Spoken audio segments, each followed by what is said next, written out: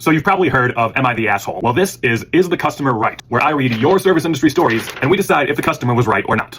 This is our premiere episode. Is the customer right for asking for a pretzel bun and being upset when they didn't get one? Off the cuff, I would say no, but didn't get one is in quotes. So let's see what we're dealing with here. I'm a server in Wisconsin. In my early days of serving, I had an elderly couple come in and order a couple of burgers. They specifically asked for their burgers to be on pretzel buns. I'll admit, when their burgers were up, I did not explicitly check the burger buns. I dropped the burgers off, asked if they needed anything else. They said no, and I went on to serve my other tables. When I checked on them next, they were halfway through their burgers, and it's at this point that they mentioned their burgers didn't come out on pretzel buns like they asked. Already this is a red flag. If they're waiting until they're halfway through their food to say that something's wrong with it, I don't trust that. Again, I hadn't checked that specifically, so I just assumed that we missed that. I offered to rush them out 2 new burgers on pretzel buns, which they agreed to. When the new burgers came out, I visually confirmed they were on pretzel buns. I ran them to the table, sat them down, and they immediately said, "Those aren't pretzel buns."